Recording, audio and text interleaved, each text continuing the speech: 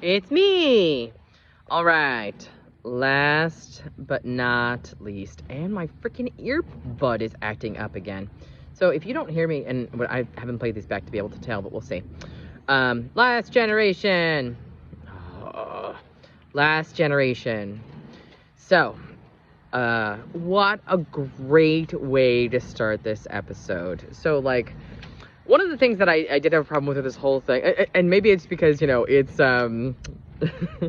Star Trek problems.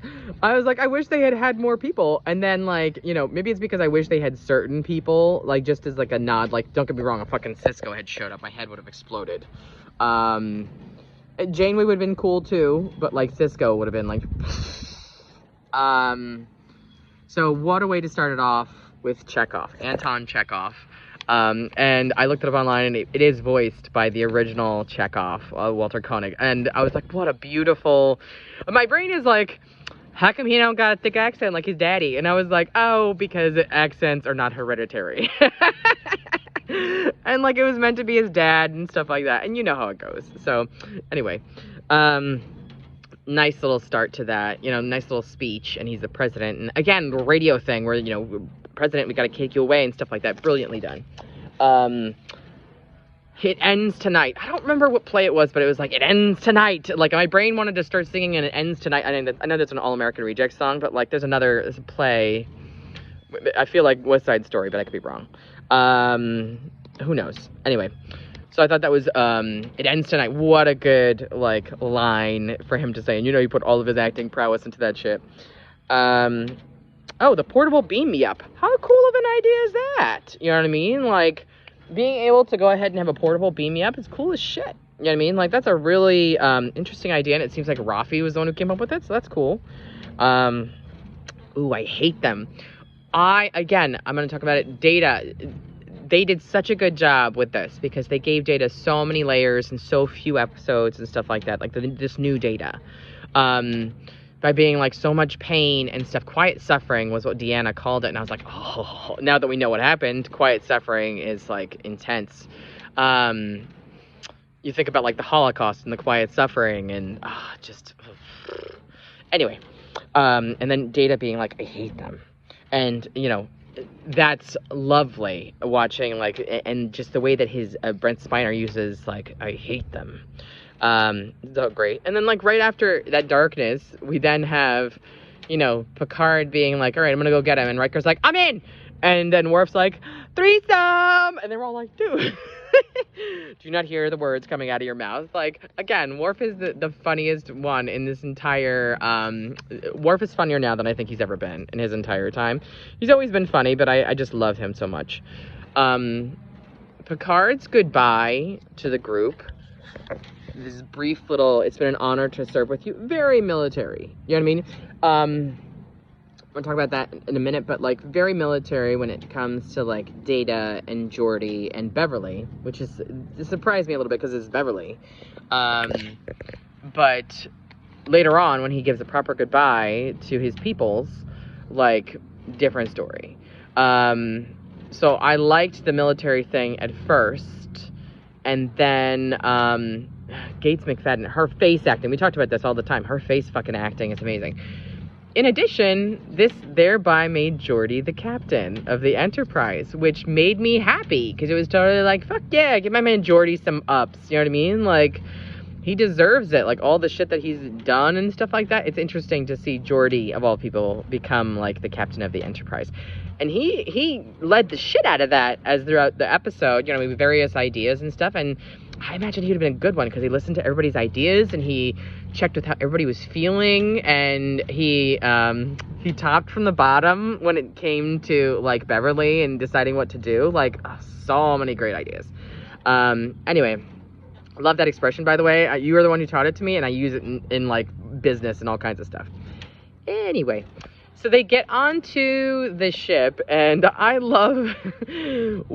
thank you for calling out Riker. That is, like, there's never been a too quiet situation, and it's been a pleasant surprise. Like, thank you for saying the thing that we all were thinking. That makes totally sense. So while I was watching this for the third time, it was interesting how I kind of, Star Trek has no problem making a commentary about fucking anything. And I was trying to understand what the commentary of this was. And it's basically like the commentary, at least my interpretation, is the commentary of tech with youth. You know, we're all attached to our fucking cell phones. We're all attached to, like, TikTok and all that other horse shit. And it's the older folks who are trying to get us to disconnect so that we can do it in my fucking earbud again. So I thought that was an interesting thing, and I'm interested to see what you say for that. Very quickly, as they get on there, they are like, here's where we must part ways. Like, they're in there for like 5 minutes, and he's like, here's what we must part ways. Oh, the look on his face, and how he's trying to, I said this a minute ago, how he's trying to say goodbye to Riker, and, you know, all he can get out is, it means so much to me. And Riker's like, you know that I know, always. And, like, that is, it's such, you know, I love the opposite of toxic masculinity all day. Like, show me all your feelings, mens. And then Worf fucking wrecked me with all of it. And he's like, there are two things that Klingons don't know. It's defeat and farewell. And, like, you could tell, and then, oh my God, it just, that killed me. And then, you know, and then Picard saying goodbye to Beverly, being like, you did everything right. Like, that is all any mom ever wants to hear. You did everything right. Because it's very easy to feel like you're doing it all wrong all the fucking time. So, nice little guy. Again, Gates McFadden's acting. Interesting. So we finally fucking see the Borg Queen's face, and they use the voice from Alice Creed. I knew that the other Borg Queen had died because she actually was an actress in another TV show that I liked. And probably like a week before she died, she died in real life. She died on the show. And it was interesting because I felt like I'd just seen her in so many different things, and then, you know, she passed, and I was like, this is bullshit because I like this chick. Propagation. They keep using the word propagation here.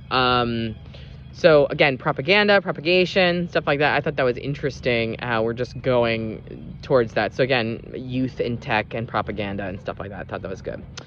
7 with her obligatory let me go ahead and give a speech about how we should save everybody. I thought that was cute. I was actually worried that Worf was dying here, because Worf got shot like twice. So I was worried that Worf was dying. Like, do we have a bulletproof vest? Like, was it on stun? I doubt it was on stun. But, like, how are you not dead by the end of the episode and stuff? Like, I don't know. I just, like I said, I would have thought he would have been dead, because they just kind of glossed over that. That's the only part that I was like, meh, what happened here?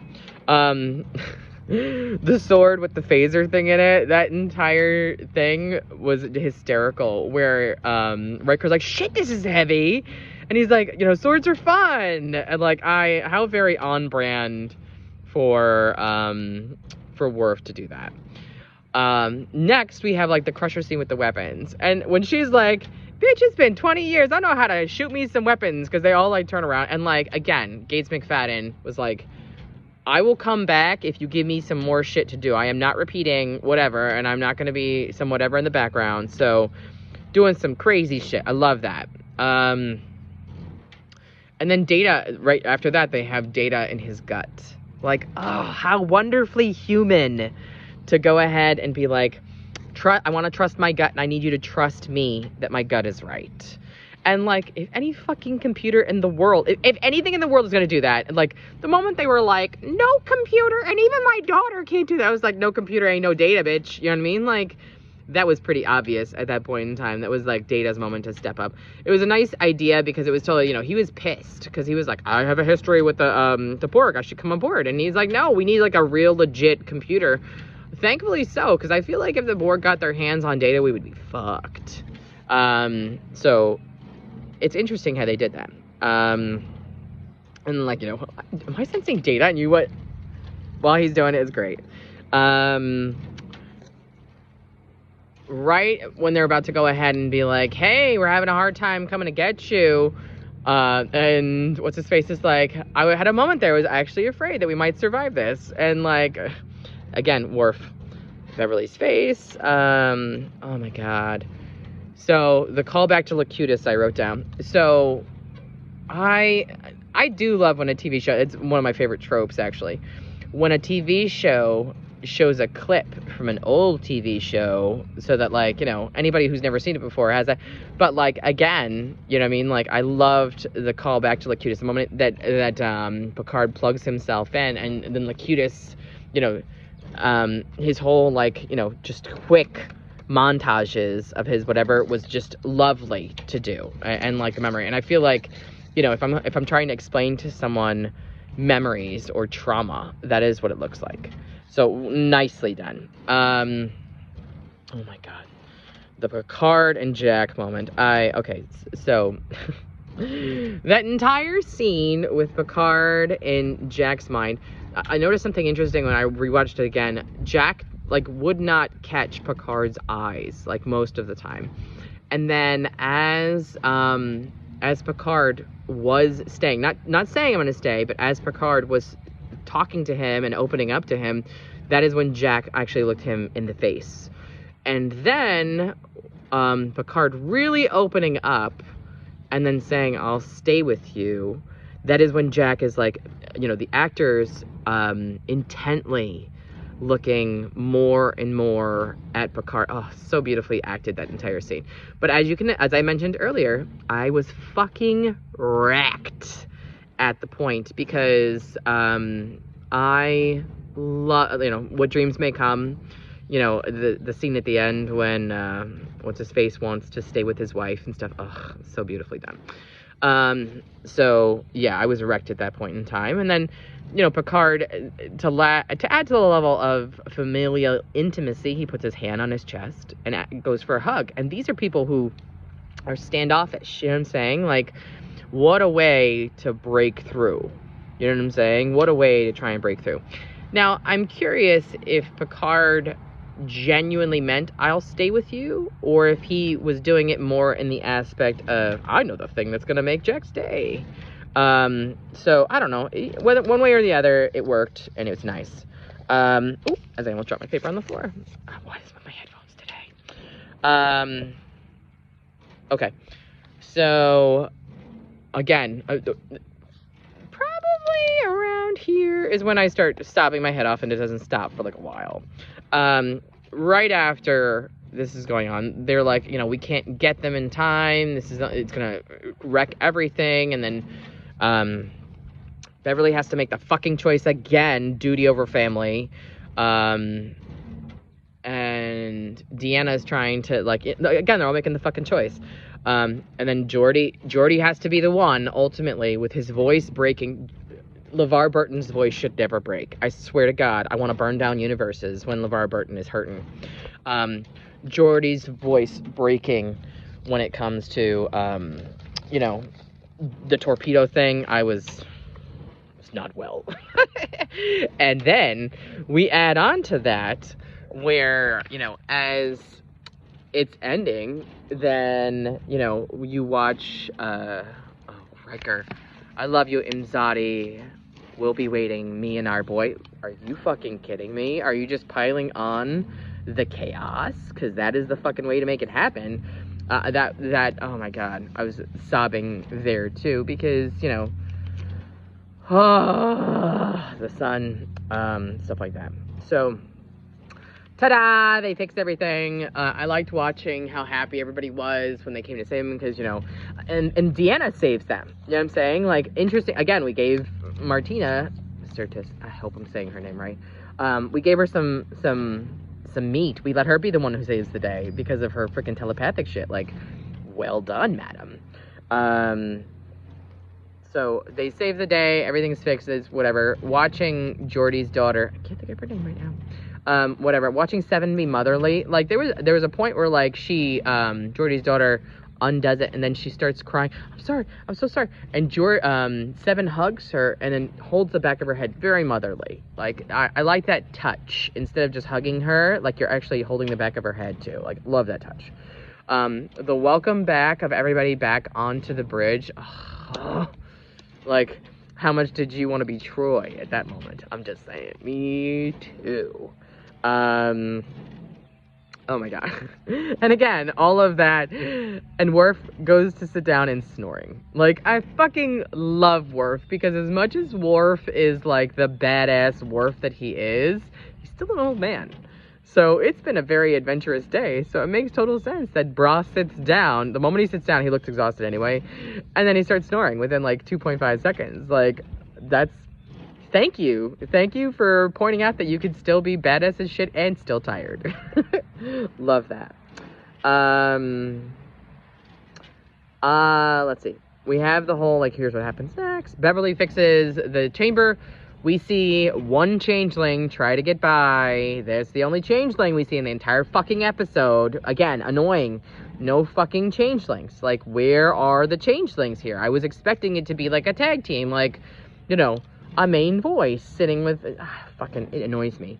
I do like how they mentioned, like, you know, because they needed more information, they kept people alive, you know, from the lowest to the highest. And then we fucking see Tuvok. I love Tuvok because Tuvok is able to, again, Vulcan. Love the conciseness, love the thoughtfulness.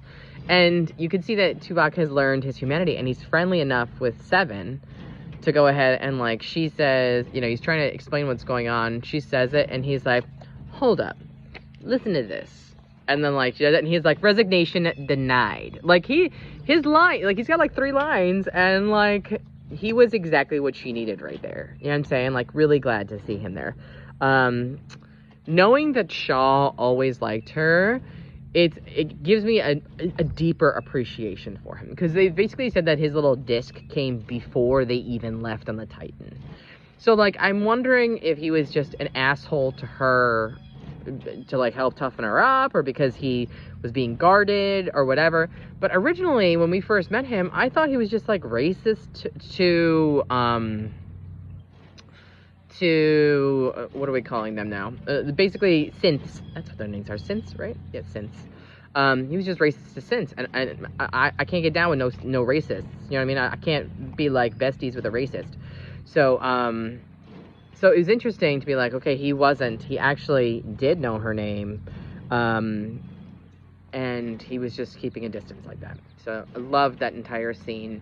Because thinking back on who he was before and who he ended up being is just great. Oh, again, sobbing here, Raffi and Worf.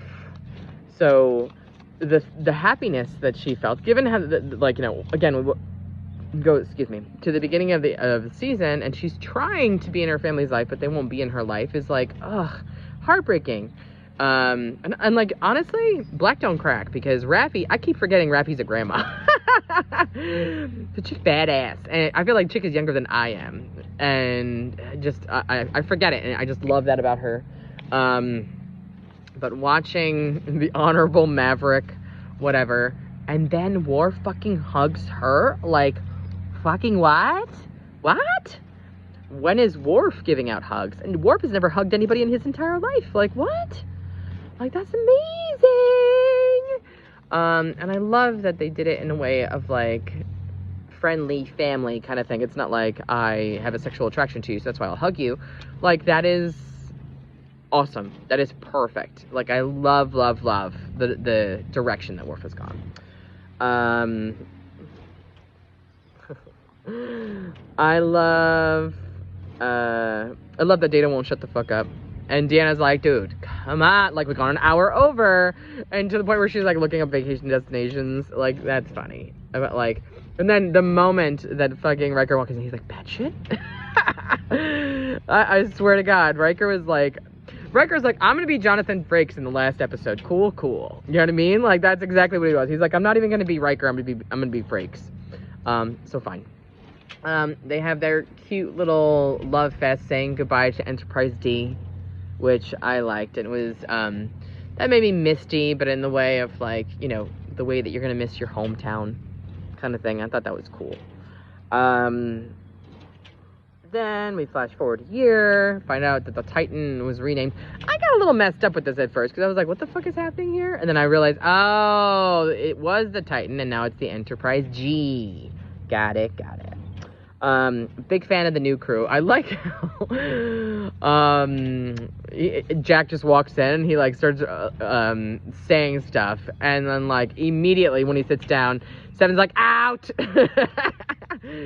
I love the new crew. I love that Raffi is #1. I love that Jack is going to be pretty much like the counselor. Who was the equivalent there? Was that like Troy was the counselor to the captain before? Because I thought that was interesting. Like, is he taking like the Deanna part for someone who is so aggravated by the Betazoid aspect of it, and then now he's taking like that role? I don't know. I think it's interesting. What I did not like here, and I get it, we're doing that because we want to amp up Star Trek Legacy, was that we don't hear her magic, you know, her engage, go, let it be, you know, all that fun, let it be. You know what I mean. Make it so. Whatever. Like, we don't hear that, and I get it, we're trying to, like I said, build up for Legacy, but, like, don't be a dick. So there's that. Of course, we end up at 10 forward, having our end thing. I like how they mentioned Guinan off screen. Like, what happened? Whoopi wouldn't show up? Like, where the fuck is Whoopi? I was hoping we were gonna see her to be like, guys, get the fuck out of here, but apparently not. And then we have the card game. I thought that was cute, the way he showed up with the card game and the way they just, you know, picked right back up where they left off and stuff. And then, like, for some reason while I'm watching it, I was shits and giggles just watching them play and whatever. And then fucking Q shows up. Oh my god! I was so happy to see Q. Because, like I said, I was annoyed that we didn't have more, like, you know, callback people. And then Q shows up. Fucking so great. Like, definitely give me more Q. Because I don't know. Q is probably one of my favorite anti-nemesis, frenemy, whatever the fuck we're gonna call him. Love that we're doing that. You know what I mean? Like, definitely, really, they're amping up Legacy. They're like, please pick up Legacy. We really want to do this. Love that. So, anyway, and then I wrote Changelings. Again, annoyed, because what happened to the Changelings? Like, we just completely dropped them the moment that we killed Vadic in the Shrike. Like, this is stupid. Were the Changelings just, like, not the whole, like, not the main Changelings. Was this like a branch off of them? Is this like a separate cult or a rogue group or some shit? Like, I don't know. I wish that we had really had a better thing for it. Anyway, excellent ending. Absolutely fucking excellent ending. I do love a happy ending. It's weird. It was so happy that I like didn't trust it. I was like, something has to be wrong here, because it was too happy of an ending. And, like, I realized Star Trek loves a happy ending. Whereas, you know, every other TV show that we fucking watch is like, let's rip your heart out, like Doctor Who. Doctor Who's like, hey, what's the worst thing we can do? Let's do that and kick a puppy at the same time. So it's interesting how this show is definitely, they wanted to give such fan service. They want to give everybody a happy ending. They wanted to, you know, it was just so great. I loved it so much. So, I'm eager to hear your thoughts. This is a long one. So, yeah, let me know what you think. All right, talk to you soon. All right, bye.